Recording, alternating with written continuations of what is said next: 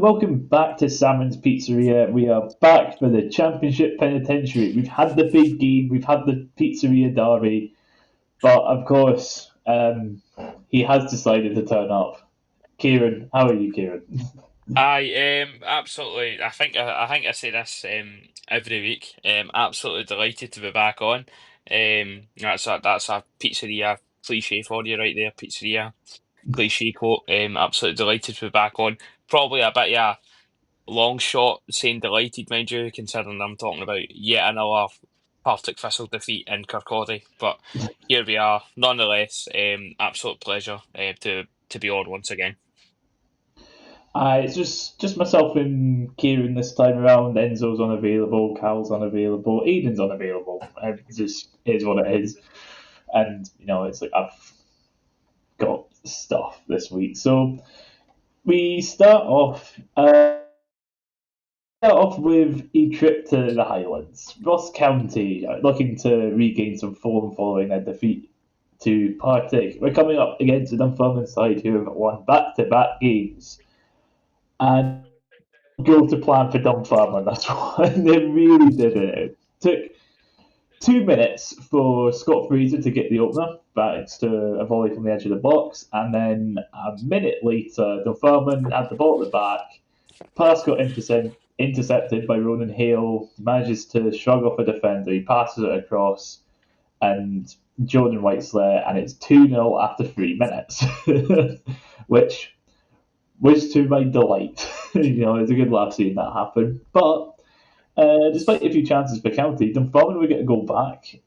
Andy Todd managing to head home at the back post right before half time, and Barney Stewart would manage to bundle the ball home. Having seen the angles of this one, it was like 53 minutes in that he scored this one, but it was so weird. It's like he's falling backwards, and so is the defender, but he like sticks the leg out and just flicks it in. It's like the Dunfermline. Now the thing is, it's like it's been given on flash scores and a bunch of others as Barney Stewart's goal, but it's like on the Dunfermline highlights, it's put down as an own goal. I don't blame him for thinking it's an own goal because it Yeah. indicates it was like a behind the goal zoom in, and you could see it was Barney Stewart. But not long after, about 10 minutes after that, though, Ronan Hale would strike again for County. I'm not sure what number goal this is for him, but it did give them the lead a scissor kick. Despite that, County would manage to get away with another valuable 3 points. The two talking points from this game. First one has the Ross County ticket office because turns out they managed to sell too many away tickets.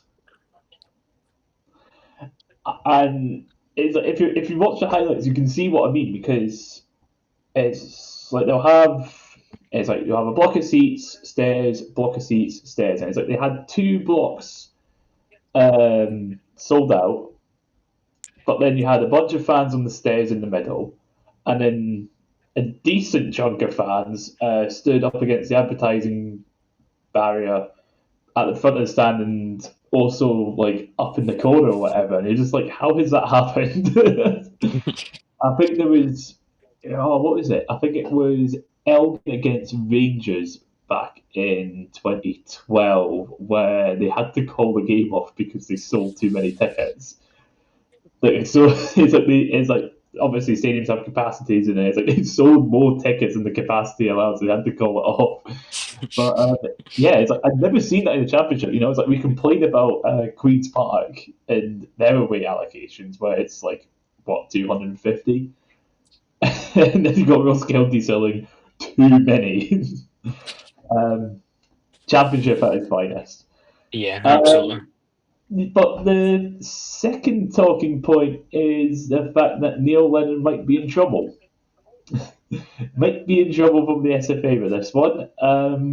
He called Duncan Nicholson, the referee, incompetent, citing incidents before the first and third county goals. Um, I've got no idea about the first one. I didn't see anything in the build up to the goal, and like the Mm. highlights start at that first goal.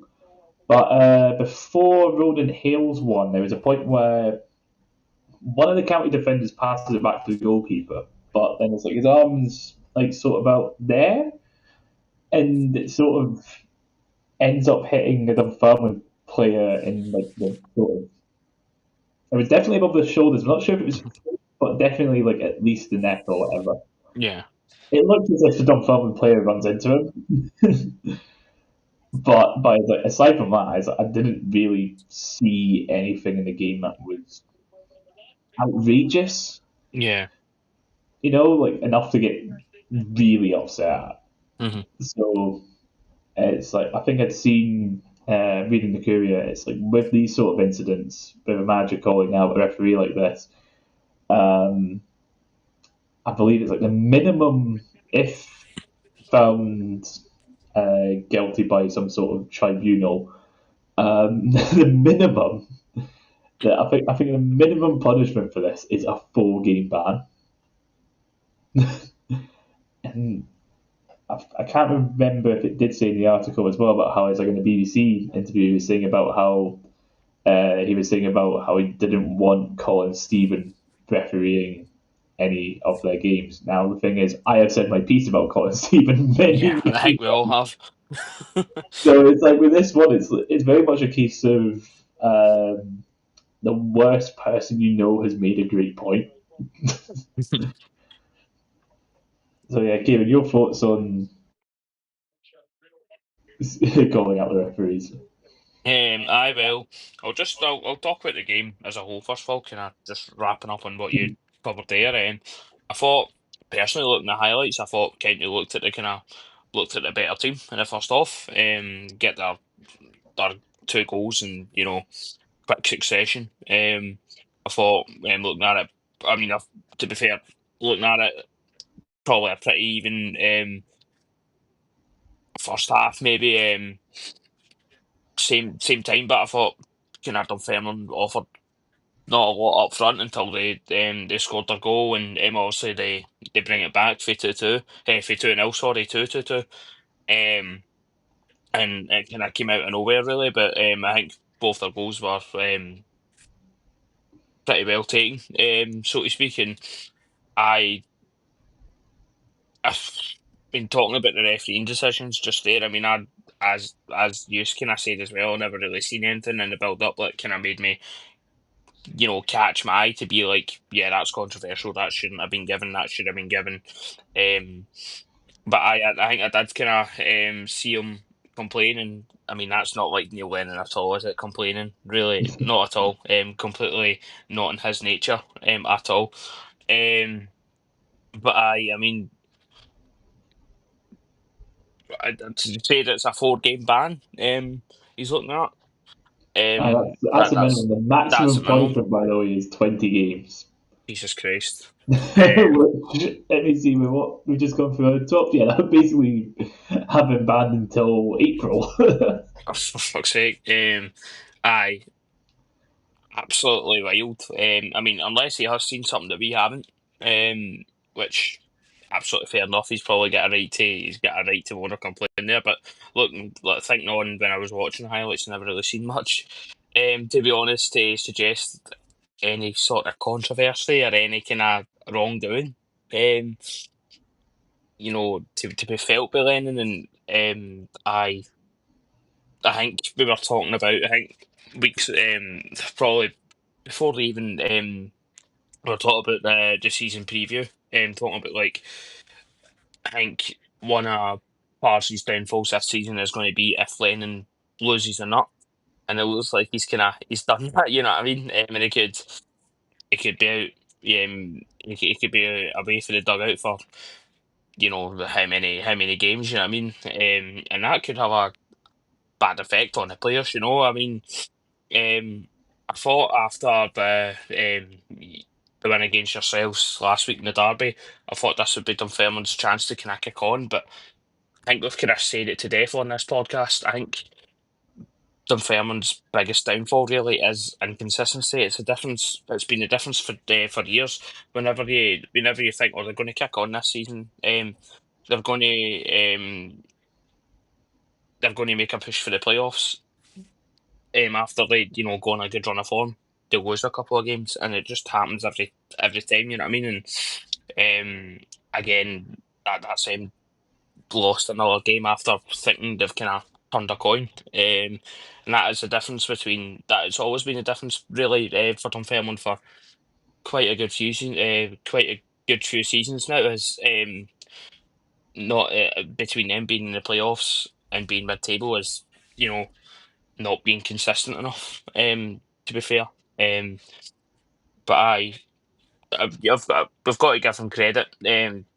To come back the way they did into the game after being 2-0 down, especially after being 2-0 down after 3 minutes, Um, And like Ross County were all over them in that yeah, first half up until that goal. definitely. They were Up to unlucky aye, not to have three or even four yeah, in aye, in that definitely, opening stages. definitely. But you've got to give them credit for that. I don't know if you want to give them Fairmont any credit, right enough, being the pro race man you are, Callum. But aye, you've got to give them credit for that. But again, I mean, overall, I think County deserve to win, considering their first half performance. Maybe you can um, flip that and say Dunfermline did get deserve to get something with their comeback. But aye, it's a really fantastic win for County, massive win for County, really, in the grand scale of things. And hopefully, if you're a staggy, you're hoping to kick on. It is very much a massive 3 points for County when you consider the other results that happened this weekend. You know, it's lifted them from ninth up to seventh, and you know, they're trying to make they're above Morton on goal difference, who we'll get onto in a bit. But it's like last week I did say, oh, they might have a bit of a difficult run of fixtures, but you know, it's like next week it's Arbroath away, Ayr at home, then Morton at home. I'd say about Queens Park away as well. That's what their um, November fixtures are. You know, if they get a good run of form going, then they're going to be right back up to roughly, well, still below what we expected, but you know, it's like they're going to be up into the possible playoff contention, sort of that sort of fight. So, very valuable 3 points for them. And then, as you said yourselves about Dunfermline, where it is just a case of inconsistency. This is something that's plagued them for, like you're saying, years. It's like since they've come back up from League One, I think they've only made the promotion playoffs once.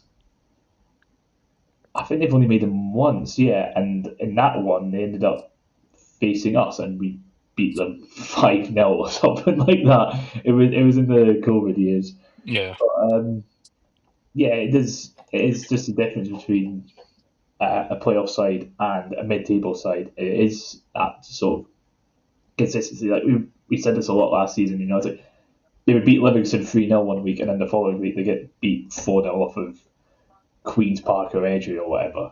You know, it's just one of just like that. And yeah, it'll be very annoying for Pirates fans, especially it's like you said, they did well to come back from 2-0. They looked like they were on the edge of hiding, but they brought it back. They definitely had some chances in the second to possibly go ahead, which would have been an incredible comeback for them. But they didn't, did they? uh, so Green at Morton at home to St Johnstone. Morton coming off of a defeat to Ayr. Saints, meanwhile, they lost their first game of the season to Arbroath last time around. This that result really gave them a kick up the arse, didn't Oh it? yeah, definitely. um, so Diabate would open the scoring for St Johnstone 5 minutes in after a corner was swung in by Jamie Gullen. Gullen himself would then get a second after a counter attack. Jockeys his man, fires it into the bottom right corner. This is going to be a theme. McPeak would then get a third after 25 minutes, where again he makes a run and then from the edge of the box he fires it into the bottom right corner. And Jamie Gordon would then get his second and St Johnson's fourth after 35 minutes. And again, the ball was slotted into that bottom right corner. And I swear to God, it was like 3 goals in a row that were the exact same. Of ball in like the try and think. If you're the goalkeeper, top right of the 18-yard box, cut inside, smash into the bottom corner. That 3 times in a row in 20 minutes.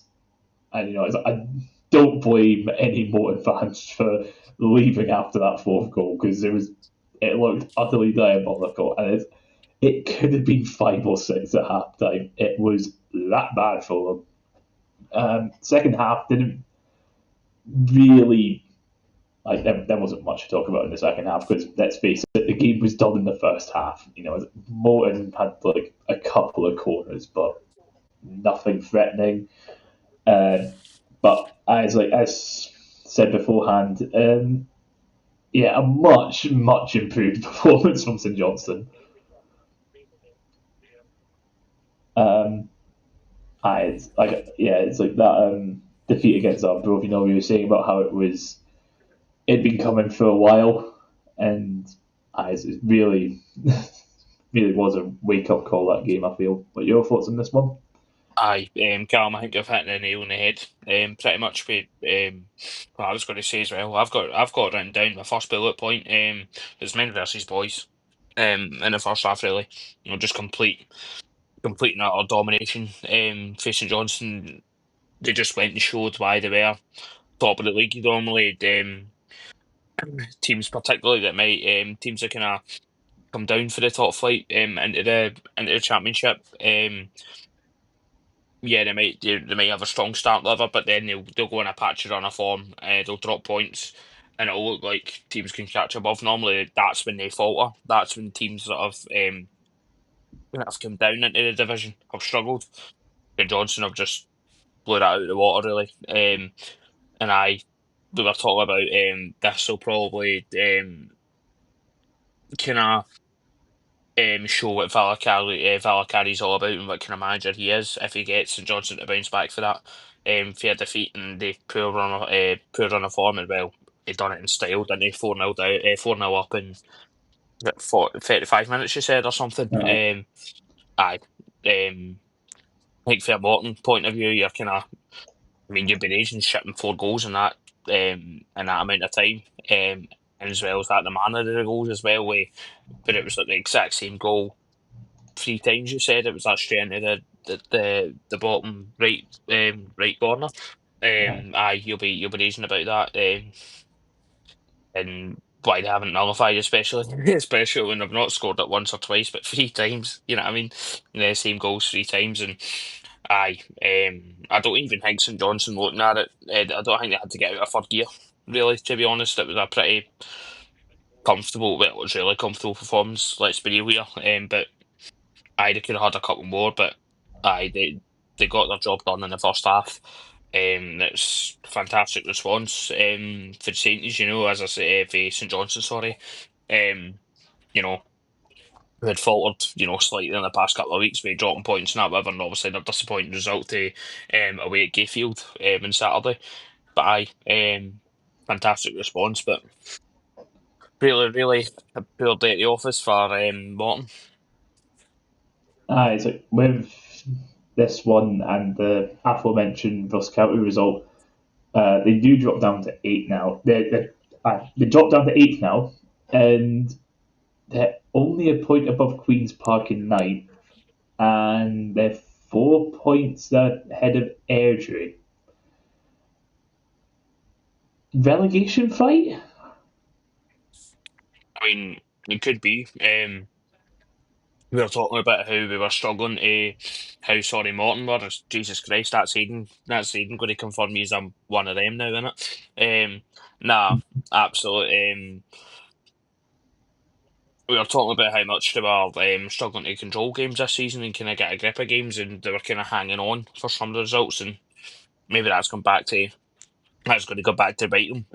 I didn't know they were actually that low down the table now, and that close to the bottom, that close to the trap door. And listen, there is lots of football still to get played. You know what I mean? I think Morton will do what they always do, and they will puck any kind of form out their arse, and they will be safe. But I mean, if results in that continue at Airdrie, as we'll go on to discuss their game later on, if they start picking up results, Queen's Park start picking up results, and Morton keep kind of stagnating and continue to drop points and lose in this fashion, who knows what can happen in this league? And they're starting to get dragged right into it, so it's a bit of squeaky bum time at the moment for Morton. It's like you do see about Morton will do what they usually do when it comes to just getting on like a bit of a run of form. Um, that game was the last game before the clocks went back. And we all know what the clocks going back means. Morton will inexplicably go on like a 14 game unbeaten run. And, it's like they'll reach however many points will guarantee them safety, and then that's it. So, it's like we're entering their period of time now.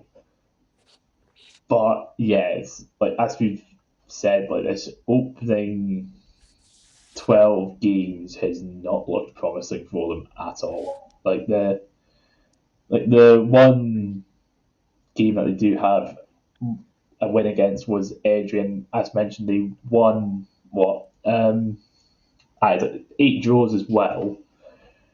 Yeah, they just not sure where they're going to get another win from. I believe the next game is no, it's not St Johnstone because they have Airdrie. Their next game is it's a week. The next game's against us, and we'll get onto us in a minute. But yeah, it's like after that, Arbroath, Ross County, Dunfermline. It's like Dunfermline can have one or two teams turn up for that one. Same with Ross County, and then arguably the same with Rafe. But yeah, they really need to find somewhere to pick up points from. But we move on now to the big one. The big one that you would have all been looking forward to once you've turned on this podcast. It was, of course, Reef Rovers versus Partick Thistle.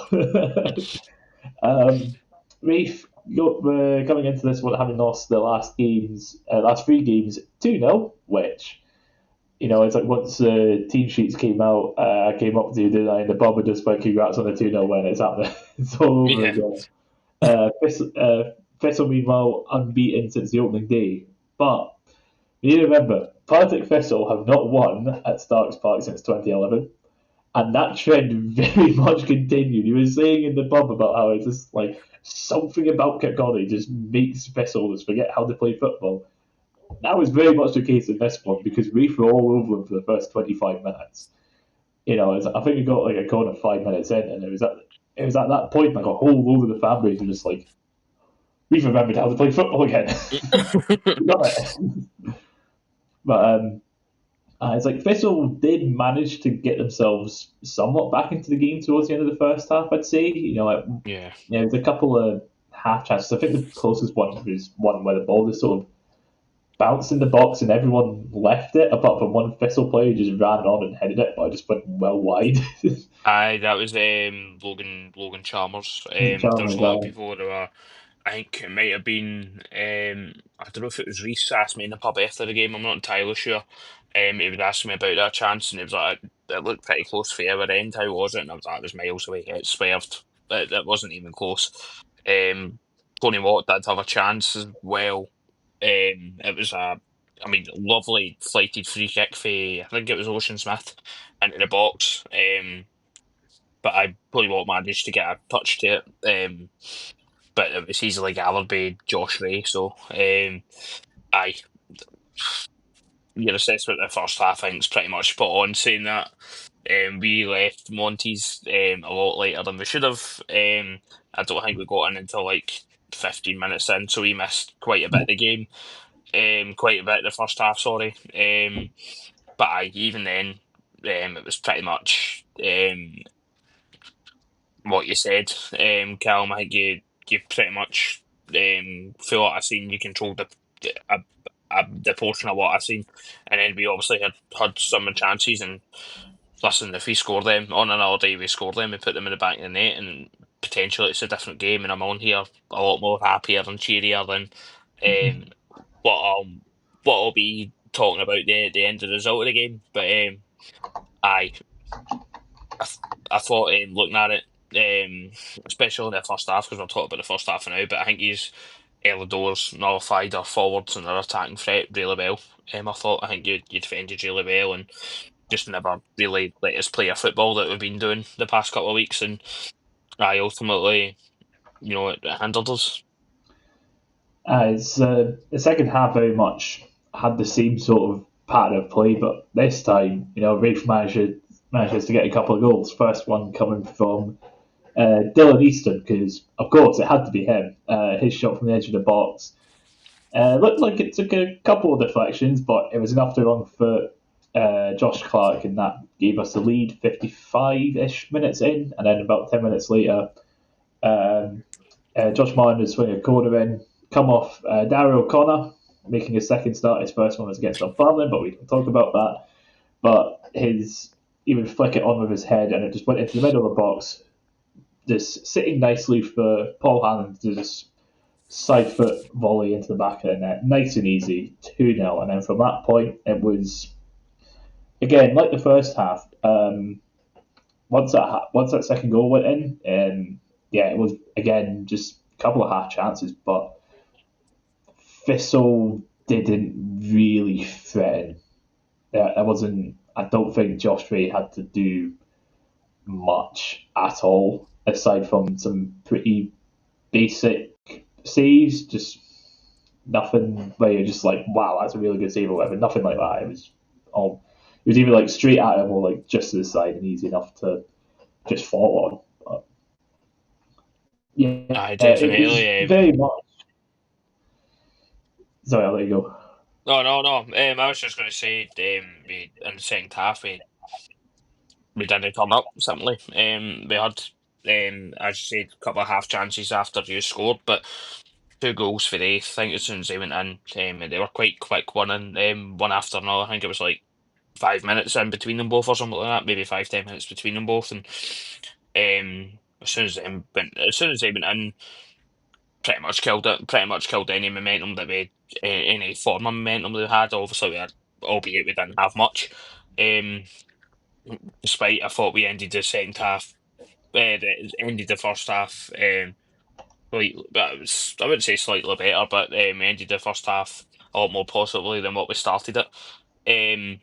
But after the second half, we didn't turn up really, and it's two goals. We can't really help the deflection, so to speak. That's just they just happen. The deflections for the first goal, but the second goal, I think we've got to be doing a lot better than that. Paul Hanlon's got the freedom with Kirkcaldy in the middle of the box just to tap it home really, and aye, that's pretty much it done after that. I don't know what it is. Every time we go to Kirkcaldy, we just play the absolute tubes. I don't know what happens. Um, but aye, listen, from a Thistle point of view, it's not a disaster at all, really.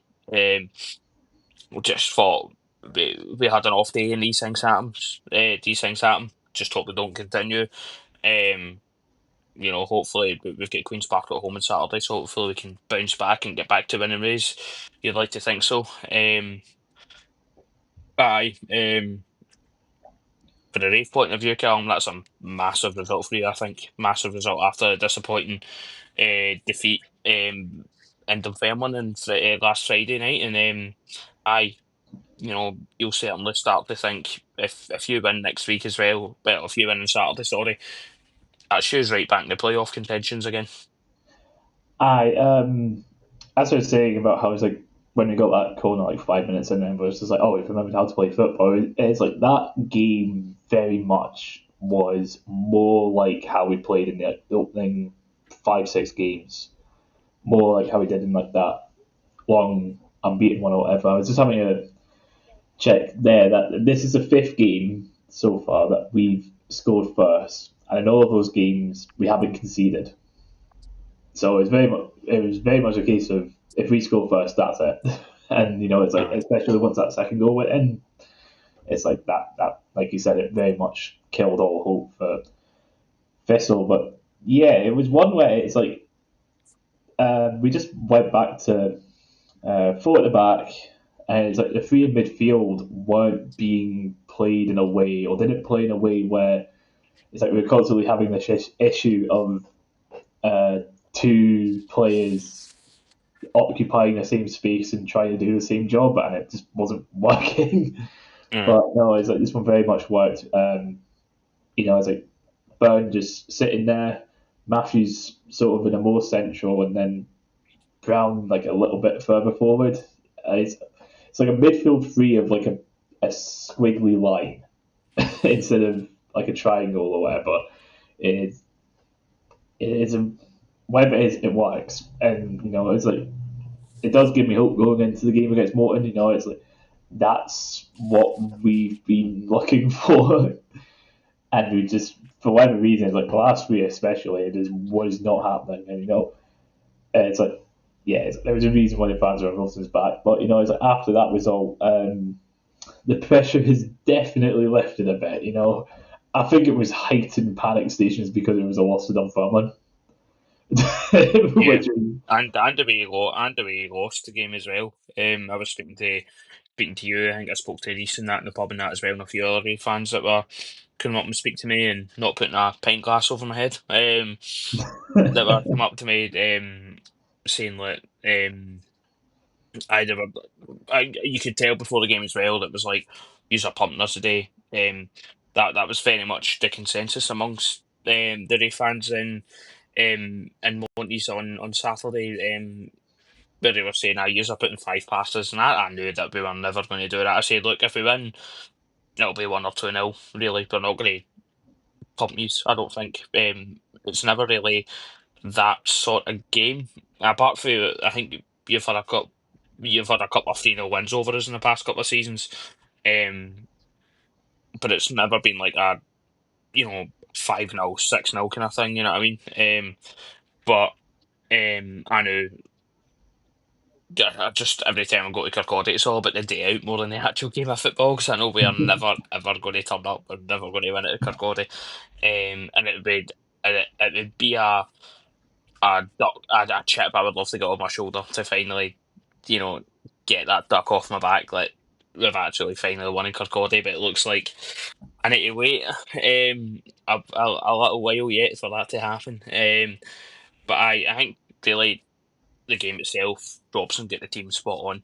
Really, absolutely spot on. Not saying Mark Wilson didn't get our team spot on. We were forced into a couple of changes. I think the main one was Ashcroft. He picked up an injury at home here on Tuesday night, and obviously that's a massive loss for us. Hopefully it's not too serious, and he's back sooner rather than later. Macbeth came in for him. So that was kind of the real main change really. I think obviously Tony Watt got dropped for no, not Tony Watt, sorry, Alex Samuel got dropped for Tony Watt, who took his starting space back again, and I wasn't getting much service really. I don't think. I think it was, you could see he was getting kind of really frustrated with that too. That's probably the first kind of real sign of frustration I've seen for him this season so far. And look, I like that in a player, but if it's too often, it's kind of worrying. But it's not that quite that Stuart talks for no. Bannigan's head loss. Not Yeah, quite that that from last season. that there's absolutely nothing worse than Stuart Bannigan's head loss. I think the only worst head loss that day was mine in the early end when we were 3-0 down. But we'll not talk about that. Aye. Other than that, routine win for Rafe and Kirkcaldy against Thistle. Water's wet. I would also like to give a special shout out to Jordan Doherty for his nutmeg on Aidan Fitzpatrick. It was beautiful to see. Oh, yeah, Aidan well, but Fitzpatrick's Logan highlight was Chalmers actually nutmeg. just him Nothing on getting that. nutmeg. But I know. Listen, I saw that, and Fitzpatrick, I don't think he was on his best game. I think we'll probably move on for this game pretty quickly, thank God for that. But Fitzpatrick wasn't on his best game of the day, but I've seen quite a few Wraith fans saying that he's probably the worst winger in the league. He's not. It was that He's one guy who's known for rage baiting, and I fell for it. Yeah. They all Um, fell for it. I love it. so it's But this sort of bit debate Yeah, fair enough. I'll take it. But to be fair, I have heard a few Raith fans in talking kind of say that as well. About Fitzpatrick, and he's not. He's absolutely not the worst winger in the league. I, I think I said to my pals during the game, I was like, you know what Aidan Fitzpatrick is for us? He's a reverse Callum Ferry. yeah, It's like you know how I've said before about how Callum Ferry just always turns into a god against us. It's like Aidan Fitzpatrick is someone who is like you've praised many times, and you know it's like I've praised many times as well. But see, for some reason, it's like against Reef. I think maybe aside from that 3-2 early on this season, I don't. aye. It's like it's like across his time at Thistle and was he at Ayr beforehand? He was at Queen of the South. Um, Who am he I was at thinking Queen of of? the I think it South, was yeah. Logan Chalmers. I think it was Logan Chalmers. He was Yeah, at Ayr. Logan Chalmers was at here, yeah. Logan Chalmers was at Ayr. It's like them two. It's just like they've just not aside from that 3-2, just against us. Yeah. Aye, definitely. And listen, I don't think that was a happy viewing for me that seeing that video. Rough as fuck on the Sunday. I looked up and I thought, "Oh, for fuck's sake, put my phone away as quickly as I First thing could." I put in the group chat. Yeah. But aye, nah. What are you doing? Aye, I think certainly, again, and do you think that shows definitely in the conversation for the playoffs once again? Aye, definitely so. Definitely so. It's like I hoped after the air game that the phone that we were facing was a blip. After the Dunfermline game, I was very concerned that it wasn't a blip, and now I'm back to thinking, okay, it was a blip. It's fine. Calm down. It's all good. But aye, so we move on now to Lanarkshire, where it was Airdrie against Arbroath. Airdrie managerless for this one. Well, they had a caretaker manager in Aaron Taylor Sinclair because Danny Lennon got sacked following a 4-0 defeat to Dunfermline. Arbroath, meanwhile, had an emphatic win over against leader St Johnstone, but the result that nobody was expecting happened here. Even Henderson was bundled over in the box after what I must say was an incredible pass to him from like the right centre back, just a beautiful diagonal ball over the top, straight to Henderson. He would manage to convert the penalty after 40 minutes. Chris Mockery came very close to getting a second, managed to dribble his way through the defence, but a very good save from McAdams denied him. Scott Stewart came close to getting an equaliser for Arbroath towards the end of the first half, but like his first header was an incredible save from the edge of goalkeeper, but then like the rebound he just hit over, and you know it's like second half there really wasn't much in this one, like aside from Arbroath hitting the bar, but it's it's finally happened. It's taken 12 games. Airdrie have finally got a win. Yeah, everyone has a win now, but this one huge, huge 3 points for Airdrie. You know, as we were saying last week, they looked dead and buried at this point already. You know, they've already gone through two managers, and they hadn't won a game. They were only on 4 points or whatever it was. But you know, it's like with this result and some of the others around them, they're now 3 points off of Queens Park and four off of both County and Morton. So does that suggest there's hope? Definitely. I think there would be. We had them pretty much, as you said, dead and buried. We had them pretty much out of the game in October, but I think last season's kind of taught us kind of to think about that. As much as Hamilton's point deductions did have a factor in it, we had to give we got to give credit to them for that, and it does show that they've got um they can come back. I mean, they can put on a comeback, they can fight back, and aye, massive win for Airdrie, huge win for Airdrie. They've dragged Queens Park, County, and Morton right into it, pretty much. You know what I mean? And I think the game overall kind of, I thought they deserved the win. I thought they defended really well, and I think I they deserved the win really. I don't think Arbroath could have threatened much. They did have chances, mind you, Arbroath. to get back into the game, but they just didn't finish them. I think they hit the bar as well. Unless I think it might. I think they might have hit the bar. I did hit the bar, aye. Aye, aye, huge result for Airdrie. And, there's still fighting the old dog, so to speak. So good on them. And if you're an Airdrie fan, I think that's the first thing I ever said. Good on them, so to speak. But as a Thistle fan, should not be congratulating Airdrie. But nonetheless, massive one for them. And Arbroath, could this be the start of their kind of fall away for the playoffs? Maybe, you don't know, but um, aye, you'd be looking, hopefully that kind of gives them a bit a bit up the arse to um, they've kind of I think they've suffered a couple of defeats now, and if they're serious about making a playoff challenge, they want to nip that in the bud. They don't want to fall away, because then they could get right dragged down into a dogfight there too. I don't think they will. I think they will be safe come the end of the season. But good day at the office for Airdrie all round, and it drags teams right back into it. I was going to say, it's like with our growth, it's like you were saying, this might be where they come down or whatever. I think I said that after we beat them 3-0, but then the results after that were 1-0 draw against Thistle, 4-1 win against Queen's Park, 3-1 win against St Johnstone. So it's very much a case of you don't really know this our pro team. Look, I think it is just a case of one of those games. It's like they play Ross County next, who never know at this point. This might be where they come back, but then it's like Morton after that, and let's face it, not much hope for Morton at this point. So I very much could just be like a case of, it's like we've said this a thousand times before at this point, but with our proof, it is just a case of staying up, and it's like they look, and I have said about how they look like a distinctly average mid-table championship team, but in the best way possible. Yeah.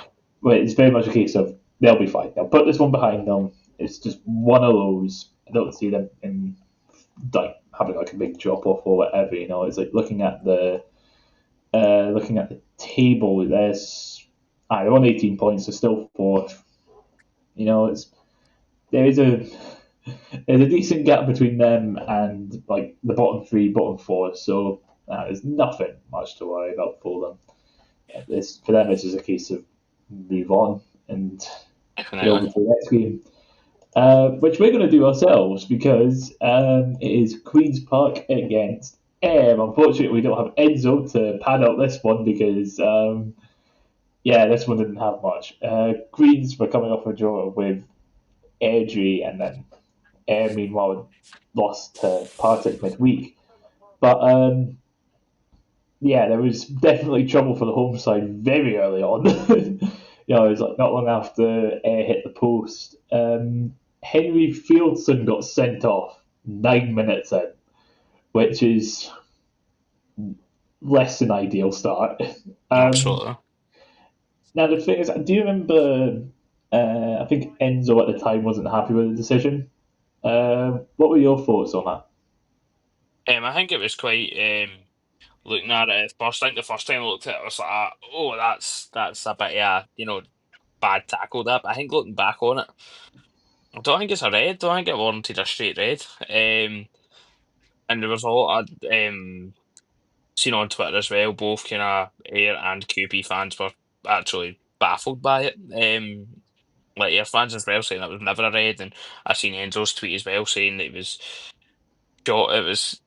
a pretty bad decision. But I mean, I think I'm kind of 50-50 on the decision, because I think it does go in the way it goes in into the tackle is quite bad. But I think on second viewing, I looked it back, um, as well as I went on Twitter to see what the reaction to it was, and maybe it shouldn't have been a straight red. But I mean, I don't know. I think it's one of the ones. But I'll be curious to know what you think. It's like watching it. Like you say, it's a harsh red, Hmm. but you can see why it's being given Yeah. because I think he does go in studs up. Hmm. and obviously catches him, and it's like, he might not have caught him a lot, which is probably what the argument is from fans, because obviously they're sat on that side, whereas the camera's on the other side, and it's not Yeah. the best view because, by the way, it's like see those highlights with like the sun. It's like you got, it was actually both teams were playing in white shirts watching the highlights, but yeah, it was a game. Yeah, it was like if it was given as a yellow, I think we would have seen arguments about that might be a red. Hmm. But with it being a red, it's a case of that might not have been a red. It Yeah. was like you say, it was very much like a 50-50 between it being given as a red or a yellow. Uh, but Queens have fallen on the unfortunate side of it being a red card, and early on, it's just like any game plan out the window. Aye. But this for Aero, they somehow weren't able to take advantage of this. The stats said they had 22 shots, 6 on target, 17 corners, and didn't score. It just somehow, I think there was one not long afterwards, like the ball got played across and the ball just got blazed over, and all that sort of stuff. I mean, Queen's Park defending for their lives. I think Callum Ferry made a couple of really good saves in this one. He definitely saved Queen's Park from losing this one. But I was like, considering the circumstances and the other results, it's a massive point really for Queens Park. As we just mentioned, Edry got that win, and that brings them to 3 points. It's like with that point and Morton's loss, they're only a point behind, and it's like they dropped down tonight because of Ross County's win, but it's still tight for them. Your Definitely. thoughts on this game then? Aye. As you say, it's a massive result for Queens Park. I thought. I honestly have no idea why Ayr could not score in that game. The amount of chances they had, and especially having the man advantage for was it 80 minutes of the game? I think he gets sent off in the Aye, ninth just minute. Aye, next minute, each next minute. aye. So for that length of time and not, I mean, there is the old cliche that it's harder to play against 10 men than it is 11 men, and I think that's sort of true. 'Cause I think teams just kind of naturally when they go down a man so early on, they just backs to the wall. Everybody behind the I ball just defend for it. park the bus, sit Yeah, back, just yeah, do anything to not concede. yeah, and that's because as soon as you, I think in these kind of situations where as soon as you concede, the floodgates open, and especially when you're a man down. So, Queens Park defended really well considering they were down a man, and but there's a lot of Ayr fans not really happy at all at the moment. Again, I I was even a couple of shouts I seen on a full time tweet about their about wanting Brown out. Feels like we're back to like square one again with it. With the whole Aaron Brown situation. I Ayr certainly will be a lot more disappointed with that draw than at Queen's Park are. And I think you just got to look at the reaction to both the full time kind of tweets and that. Pretty much the consensus where a really good point for Queens Park, and that's an opportunity missed for you. It's like when you consider the other results, it's like Rafe beating Thistle and Arbroath getting beat. It was a real chance, get some daylight to us in fifth. They would have been, like 3 points clear and all that sort of stuff. But I mean, granted, because of goal difference, they have gone above Air, but they're only a point above Rafe, um, three above Dunfermline. And it's like a win there would have seen them on 20 points. That's after 12 games is a pretty good haul. But no, this sat on 18 tied with Arbroath and all that. But yeah, it was very much like opening stages of the season Air that we were complaining about how it's like this team is what we were expected to be third. They are sitting third, but they're not doing it in a pretty way, not in a way that many would have expected. But Absolutely. yeah, it's like, I don't think Brown's in trouble yet. But it's like there has been a fair amount of investment, so I can definitely see why there is all this talk about Questions it. being asked, yeah. But it's like with Queens Park, as I've said, the results at the bottom make that a very massive point, especially with the circumstance of being down to 10 men for so long. But so that's all the games. So we'll quickly move on to the table where St Johnstone are now 3 points clear of Thistle, who remain second. Ayr, with that point, they go above Arbroath thanks to Arbroath's defeat. They're above one goal difference now. Reef up to fifth on 17 points, 2 points above Dunfermline. Back where they belong, below us. I'm more than happy with that. Seventh, Ross County there on 11 points. Ahead of Morton, who are also on 11 points. Queen's Park down to ninth, but they're now on 10 points. And Airdrie remain bottom, but they're on 7 points. There's still a possibility of them clawing themselves back.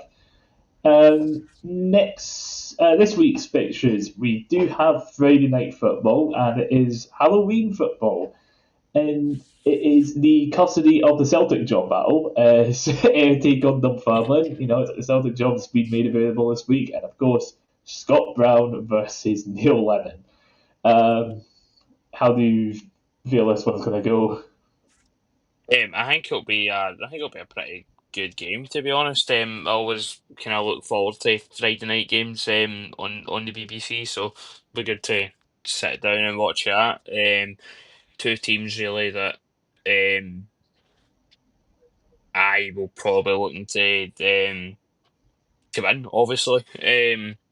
But I think kind of if they don't win and they kind of drop points, maybe squeaky bum time for Brown, even though they're third. But it's not been good so far.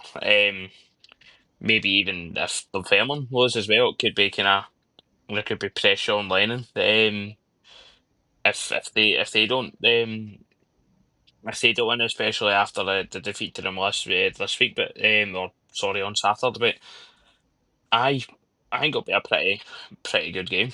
That'll Look be forward to interesting. watching it.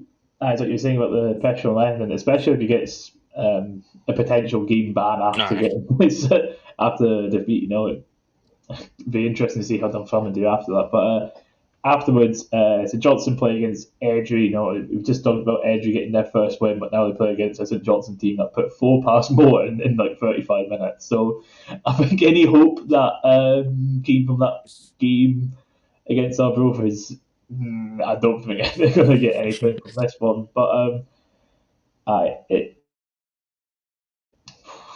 be interesting to see how that one goes. Arbroath take on Ross County. That now Arbroath managed to win up in Dingwall last time around, so be intrigued to see how this one goes. With this sort of semi-resurgence of County, and it's like we have just said about Arbroath losing to Airdrie. It'll be interesting to see if Arbroath can pick themselves back up. Thistle, meanwhile, they take on Queen's Park. How are you feeling about this one? I'd say I'm pretty confident, to be honest, really, with it. I don't know how Enzo feels about it. Mind you, I think he's missing. I think he's gone on holiday, same as you, Callum. Not on the same holiday, I should point that out. I I Enjoy's think on he's holiday. going on. He's going to Italy. I It's think he's 1 going to hour after Venice. mine, so I might see him at Yeah, the airport and I'll get aye. get his thoughts on it. But But I think last week he was saying, I think it might have been off air after the game, or after last week's recording. Sorry, I think he was talking about he was kind of happy to miss Thistle away. So I think he's got a good record there, and obviously Queens Park played at Firhill and that as well, and he's not really get fond memories there, so to speak. But I I mean, I don't think Queens Park haven't beat us at Firhill in 3 years now. It was the last time they beat us, so we've got a pretty good record against them at Firhill. Um, but I mean, listen, anything can happen in this league, in this wacky, weird, wonderful, sometimes, well, most of the time, batshit league. So I hopefully we can bounce back for the defeat at Starts Park on Saturday, and hopefully we can go back to winning ways. Aye, but confident to say the least. I think the one thing, if Enzo was here, the one thing that would give him hope is any sign of a return for Josh Fowler, because he wasn't in the Hmm. squad against again, and it's like he's pretty much Queens Park's only attacking threat. Now, as I don't get me wrong, you've got players like Aidan Connolly, who I think is pretty good, but like I think he's scored or been involved in like 80% of their goals or something daft like this, or it seems like. And the final fixture is, of course, Raith Rovers at home to Greenock Morton. And, with the way things are going, I'm fairly confident. Again, I'll be missing this one, but I'll find a way to. I'll find a way to watch it. Raith TV, very good coverage. So all good with that. Also, I want to shout out the ladies behind the kiosk at Starks Park because I went in like the second half. I actually missed the second goal because I went to the toilet.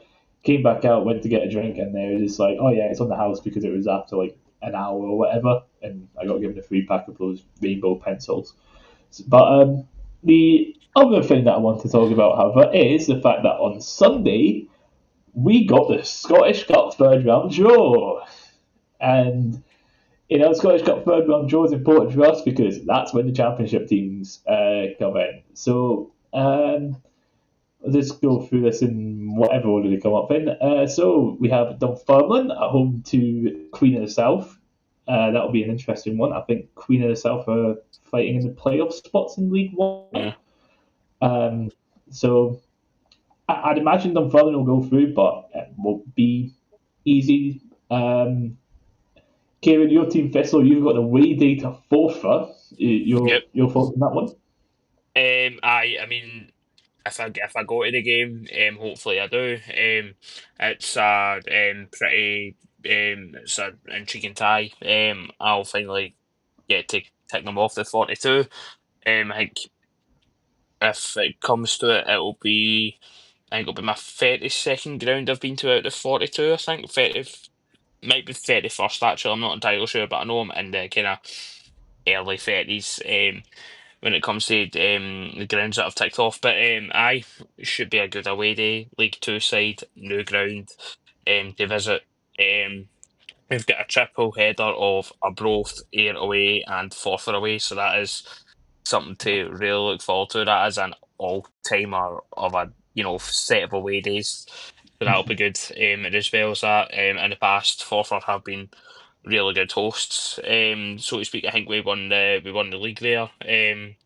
About 20, 30 years ago, and they were, by all accounts, really good hosts for us when we won the league, when we got promotion. I think it might have been the 01, 01 season.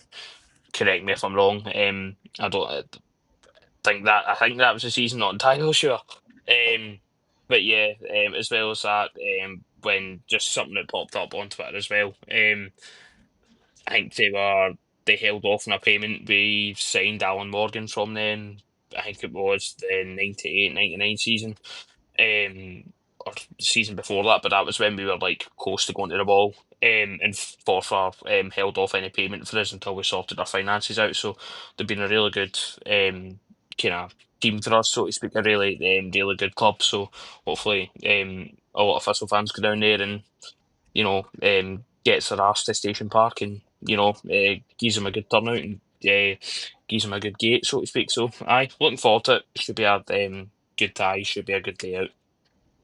Probably the most interesting of the draws for for championship teams has got to be Airdrie at home to Hamilton. It's Lanarkshire derby. That's always a derby game is always going to be an interesting one. But especially with Accies, Accies have been were top of the table, but then they got a 6 point deduction because they were paying amateur players and trialists. This fucking club, man. When you get your video out again? Probably end of the month, probably end of November, because just with the holiday and all that, it's Yeah. just like no, now is not the time, Accies. I think like, these are always terribly timed. I think Inverness last season they went into administration like a week Mm. before I had like a whole load of uni deadlines. I just like, for fuck's sake, guys. So that'll be an interesting one to look out for. Ross County have got an away tie to Banks and D, who are from Aberdeen. They're in the Highland League, and I've been to Banks and D away. It is interesting to say the least. It's a very interesting stadium. It's basically a leisure centre with a stadium attached to it, but it's not like Meadowbank because there isn't a running track or whatever around it. It's an interesting ground, but I believe I forgot the name. I forgot his name, but the boy who was doing the draw, he's the one who does Radio Clyde SSB and all that. But he was, Gordon Duncan. aye, him. He called this one a Highland tie. Aberdeen is not in the Highlands. I know it's north of Perth and Dundee, but Aberdeen is very much not in the Highlands. St Johnstone, meanwhile, they've got a home tie against Cove Rangers. I mean, like, Cove are in trouble as well, by the way. I think, like, I'd seen a thing, it was when Aki's got given their points. No, it was when Aki's were revealed to have, like, £70,000 being withheld by the SPFL because there was concerns about them not finishing out the season. There was a bit at the bottom about Cove, and it was about how it's like, oh yeah, they owe like six figures to a bank loan. They had to pay like 100,000 to someone, and then it's like they had. It's like they got Cove got brought like a SPFL tribunal by St Johnstone over like the failure of paying a fee to them, and I think it's been worked out that it's going over like three payments or whatever. So basically, the gate receipts for this game, it's like whatever's meant to be going to Cove might just be sent straight back to St Johnstone. Yeah. And let's see, Enzo's luck, Queen's Park are the luckiest one because they've got Linlithgow away. We are all insanely jealous. Morton, they are away to Peterhead. That is a big trek for them. And trying to think, I have covered, yeah, that's all of them, apart from what I have to say is the ultimate Salmon's Pizzeria crossover. Rafe Rovers at home to Alloa Athletic. It was bound to happen. I wonder if I'll get given like a special media access for this one. Who knows? I was at Alloa for hospitality against Dundee when we did the 42 challenge from the summer. So it's like I've spoken to. I have actually managed to speak to Connor and some of the higher ups at Alloa, so it's a good laugh getting them in the cup. It's like I'd seen it, and it's like, why did we give a home one? I went back through our list of Scottish Cup fixtures. This is the first time since January 2023 we have a home game in the cup. We've had 6 since then, and then it's like since 2020, the only other home game we've had was against Auchinleck Talbot. That was in the third round of the same Scottish Cup season as that home game against Motherwell. So it's like this run Yeah. of 14 games, and we got 2 home games just right in the middle of it. So it's a bit different. It's like on the one hand, it's like, okay, nice, we're at home. Home to a lower league opposition, we should probably get through. But also, I like the away days. I like the Aye. bizarre away days out to wherever. But I think yeah, Aaron McIntosh. I'm in a group chat with him. Not entirely sure if you know who he is, Callum, but I'm in a group chat with him on Twitter. Ray fan, and he was saying, I think this is your third home tie in this decade or something. that's what I was saying. I put it Yeah, up on Twitter when I realized just like, oh my, what a nice home run! yeah. It's like 15. It was like 15 games in 5 years, and only 3 of them are at home.